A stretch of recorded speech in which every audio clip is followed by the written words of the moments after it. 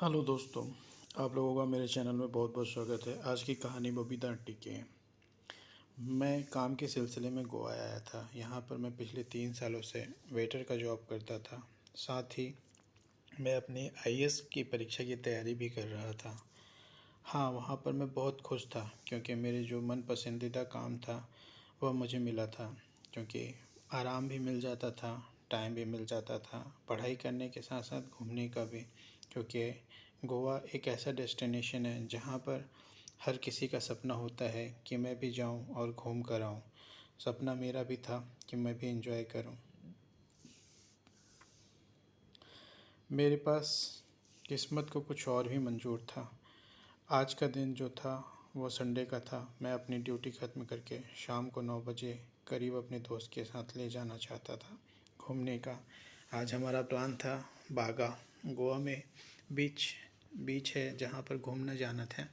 मेरा दोस्त भी वेटर का काम करता था बागा में और मेरे ही शहर का रहने वाला था, इसलिए उसने मेरी दोस्ती हो गई थी। आज बड़े दिनों बाद उसके साथ मैं पार्टी में घूमने का था।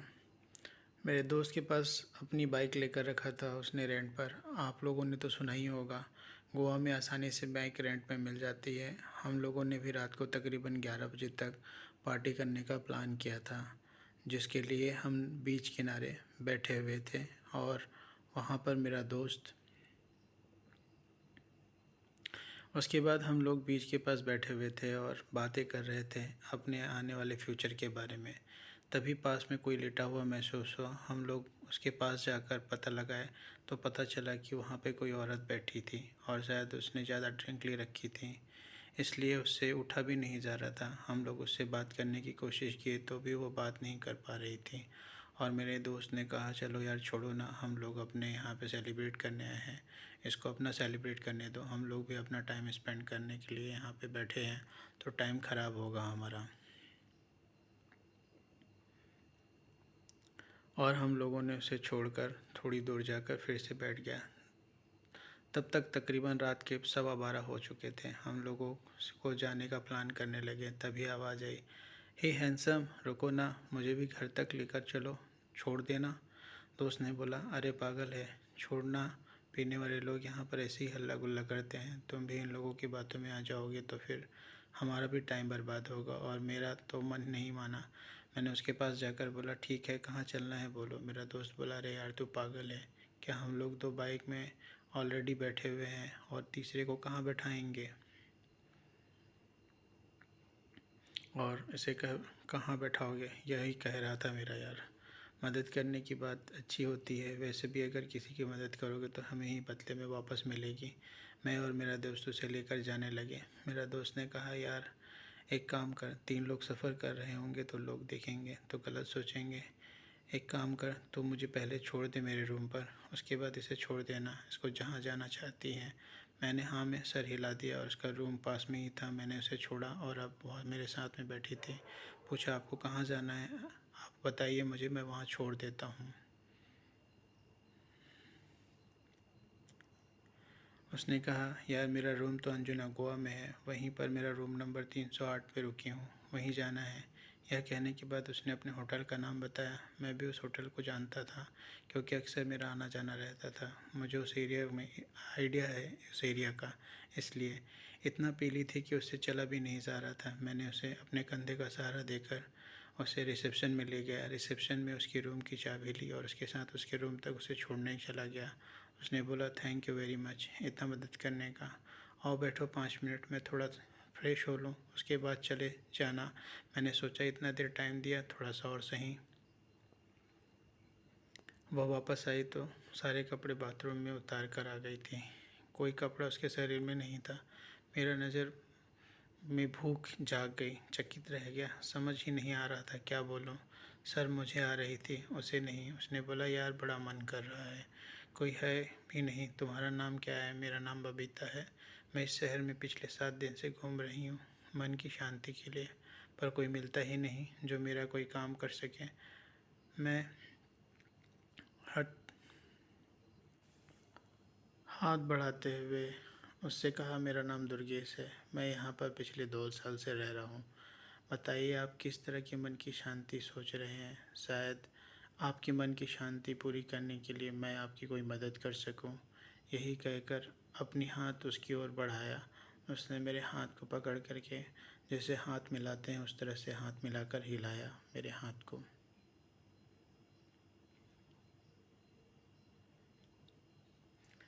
मैं आपकी मदद कर सकूं शायद, बबीता ने कहा। मन की शांति जो होती है वो हमेशा अंदर से होती है। कुछ ज़रूरतें होती हैं इंसान की, वो ज़रूरतों को भी पूरा करना होता है। मैं पिछले 2 साल से अपने पति के बगैर रह रही हूँ। मेरे पति ने मुझे छोड़कर विदेश चला गया है। आज मेरे पास सोच के भी ज़्यादा पैसा है, इतना पैसा कि पूछो मत। फिर भी मन की शांति नहीं है। पैसा, धन दौलत सब कुछ मिल जाने के बाद भी अंदर जो भूख होती है उसे ख़त्म करने के लिए एक आदमी की ज़रूरत होती है, एक संपूर्ण आदमी की, जो मुझे कहीं से ढूंढने से नहीं मिलता। आज मैं गोवा में 7 दिन से गुजार रही हूँ अपना टाइम, फिर भी कोई ऐसा ना मिला जो मेरे मन की शांति पूरा कर सके। क्या दुर्गेश तुम मेरे मन की शांति पूरी कर सकोगी? दुर्गेश बबीता को देख रहा था। उसकी गोरी चिट्टी बदन, बिना कपड़े के दुर्गेश के मन में भी बहुत ज़्यादा कुछ चल रहा था। उसने अपने मन को शांत किया, फिर भी अपने आप को शांत दिखाने की कोशिश कर रहा था, मानो जैसे उसको किसी चीज़ की परवाह ही नहीं। थोड़ी देर बाद बबीता उसके पास आई, उससे कहने लगी, दुर्गेश चलो आज मुझे खुश कर दो। यकीन मानो मैं खुश हो गई तो तुम्हें खुश करने रहने की वजह दूंगी। सच बता रही हूँ, तुम्हारा दिन भी बन जाएगा क्योंकि तुम मेरा दिन बना दो। मैं बहुत दिन से तड़प और तरस रही हूँ इन सब चीज़ों के लिए, जिससे मेरे मन की शांति हो सके। यहाँ जो कुछ भी होगा वह सिर्फ मेरे और तुम्हारे बीच होगा, इसके अलावा तीसरा कोई नहीं होगा। यह कहते हुए दुर्गेश को अपने बिस्तर की ओर खींच कर खुद लेट गई। दुर्गेश ने पहले तो उसे प्यारी नज़रों से देखा, फिर जैसे उसके अंदर जानवर जाग गया हो, वह जानवर की तरह उस पर टूट पड़ा। अपने आप को भी रोक नहीं पाया। उसको ना जाने कितनी भूख थी। दुर्गेश जब पहली बार था उस पर हावी हुआ तो बबीता चीख गई, जैसे मानो उसके अंदर लोहे की रॉड सर्विस में प्रवेश कर गई हो, और तड़प कर तिलमिलाने लगी, जैसे मानो एक मछली आग पर गिर गई हो। वह चीखने लगी और बोलने लगी, हाँ हाँ ऐसे ही। दुर्गेश पूरे कमरे में आह आह की आवाज़ें और मानो गूंजने लगी, मानो अब बबीता को चरम सुख का आनंद हो रहा हो। अब तक दुर्गेश शायद अपनी मुराद 2 बार पूरी कर चुका था और बबीता अभी तक शांत नहीं हुई थी, जैसे मानो बबीता को चाहत थी कि आज दुर्गेश उस पर पूरी तरह से समा जाए और बबीता उसको पूरी तरह से खा जाए। दुर्गेश ने देखा बबीता तो अभी तक उसका कुछ भी नहीं हुआ है, तो दुर्गेश ने एक नया तरीका सोचा ताकि बबीता खुश हो जाए और दुर्गेश का भी मन रह जाए, क्योंकि दुर्गेश को तो ये सब चीज़ें सिर्फ मूवीज़ में और किताबों में सीखा है, उसको तो कुछ भी आइडिया नहीं है इन सब चीज़ों का। दोस्तों, भी हमारा टेलिंग स्टोरी अभी कंटिन्यू रहेगा। एक रिक्वेस्ट है, यदि आप लोग मेरा वीडियो फर्स्ट टाइम देख रहे हैं तो आपसे मेरे चैनल को सब्सक्राइब कर लीजिए और ज़्यादा से ज़्यादा दोस्तों को शेयर कीजिए। बेल आइकन को दबाकर नोटिफिकेशन ऑन कर लीजिए ताकि जब भी नया कोई वीडियो मैं पोस्ट करूं तो आप लोगों को बहुत नोटिफिकेशन के माध्यम से जल्द मिल जाए और आप लोग इसी प्रकार का आनंद ले सके मेरे वीडियो का। आई होप से कि आप लोगों को मेरा वीडियो अच्छा लग रहा हो। बीच के लिए सॉरी, पर अभी हम कंटिन्यू करने जा रहे हैं अपने वीडियो को। ओके दोस्तों, कंटिन्यू रहें आप लोग। उसकी ज़िंदगी में जो ये पहली बार था, उसे पता भी नहीं था रियल लाइफ में ऐसा भी वक्त आएगा कि दुर्गेश कहीं बिछड़ जाएगा। यह सब चीज़ करते हुए सोच रहा था कि आज उसके इम्तिहान की घड़ी है। शायद अगर आज वह पास हो जाएगा तो आने वाले भविष्य में भी अपनी हर परीक्षा को पास कर लेगा। उसकी इस कठिन परिस्थिति को दूर करने के लिए उसका देखा हुआ कुछ मूवी ही काम आने वाला था, जो कि वह अनुभव के लिए नहीं सिर्फ मनोरंजन के लिए देखा करता था।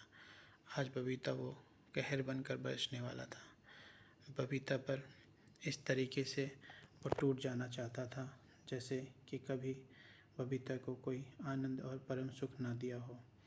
अपना जो भी अनुभव किताबों और मूवी का था वो उड़ेल देना चाहता था। अभी उसने घोड़ी की तरह लिटा दिया, उस पर पीछे से सवार हो गया। इस बार बबीता को पता नहीं किस तरह से चीखने लगी, जैसे मानो पूरे माहौल में उसमें तड़प रही हो। बस अब क्या था, बबीता कह रही थी, बस दुर्गेश, बस दुर्गेश, दुर्गेश। दुर्गेश का ही नाम जापने लगी। उसने अपनी ओर पीछे की तरफ से खींच रही थी। उसे शायद मज़ा आ रहा था। बबीता बहुत ज़ोर ज़ोर से चिल्ला रही थी, बस दुर्गेश, बहुत मज़ा आ रहा है, तुमने मेरे जीवन का सपना सच पूरा कर दिया है। आज तक जो चीज़ नहीं मिला वह पहली बार तुमने दिलाया है। और अपने इस अनुभूति को बहुत ही कहते हुए चिल्ला रही थी, जैसे कि मानो उसे दुर्गेश के अलावा कभी किसी ने इस परम सुख का आनंद नहीं कराया हो। दुर्गेश भी उस आनंद को दे रहा था बबीता को। और कहते हुए थोड़ी देर बाद शांत हो गई, जैसे मानो उसकी दुनिया में हर खुशी मिल गई हो। इसी खुशी की चमक उसके चेहरे में साफ दिख रही थी। दुर्गेश भी थोड़ी देर बाद अपने आप को ठंडा किया और शांत होकर दोनों इस बिस्तर पर बिना कपड़े के लेटे हुए थे, जैसे मानो दोनों को ही स्वर्ग मिल गया हो और दोनों स्वर्ग का अनुभव ले रहे हो। साथ ही बबीता आज दुर्गेश को बहुत ही प्यारा गिफ्ट दिया, जो कि दुर्गेश के लिए पहली बार था। उसे पता ही नहीं था क्या होता है ये सब चीज़ें, कैसे करते हैं ये सब चीज़ें। बबीता ने उसे सिखाया कि आज क्या होता है ये सब चीज़ करना, कैसा लगता है। उसने तो सिर्फ किताबों और मूवीज़ में ही देखा था। अपने जीवन का पहला अनुभव उसके लिए बहुत ही यादगार और चरम सुख देने वाला था। उसे ये सब चीज़ करना कैसा लगता है, जीवन में 3 बार होने के बाद भी उसे मानो बबीता को एक और बार ललक हो। बबीता ने धीरे से दुर्गेश के करीब आई और उसे किस करने लगी। धीरे धीरे उसके बदन को हाथों से सहलाते हुए नीचे की तरफ आई। उसने फिर उसके नाजुक अंग को फौलाद की तरह फौलाद कर दिया और अपने होठों पर लेकर ऊपर नीचे की ओर करने लगी, जिससे दुर्गेश अपने आप को फिर से शुरू करने के लिए तैयार हो गया। कैसे तैयार हो जाता है ये सोचने पर अब पूरी तरह से अनुभव ले चुका था, इसलिए पता था कि अब बबीता को किस तरह खुश करना है। बबीता भी चाहती थी कि दुर्गेश उसको खुश करे, हर बार और ज़ोरदार, क्योंकि बबीता इसी आनंद की चाहत में लेकर के गोवा आई थी और दुर्गेश उसे मिला इस खुशी को देने के लिए। उसने इस बार पहले तो उसके मुँह 5 मिनट अपना वाला डालकर बबीता के मुंह पर रखा। उसे काफ़ी अनुभव था, इसलिए बबीता ने भी दुर्गेश को अपने अनुभव का जादू दिखाया। दुर्गेश बहुत खुश हुआ, इस आनंद का मज़ा ले रहा था। इसी आनंद की खुशी में उसे जन्नत का सैर कर रहा था। थोड़ी देर बाद बबीता को भी उसने जन्नत का सैर कराया और इस सिलसिले को बरकरार रखते हुए बबीता ने दुर्गेश को इस बार फिर से अपनी ओर खींच लिया। तकरीबन यह सिलसिला रात भर चलता रहा। बबीता और दुर्गेश दोनों मिलकर जैसे एक माहौल जीना चाहते थे। उस माहौल में सिर्फ और सिर्फ खुशी थी, आनंद था और मज़ा था, क्योंकि अनुभवी एक व्यक्ति था, दूसरा अनुभव ले रहा था,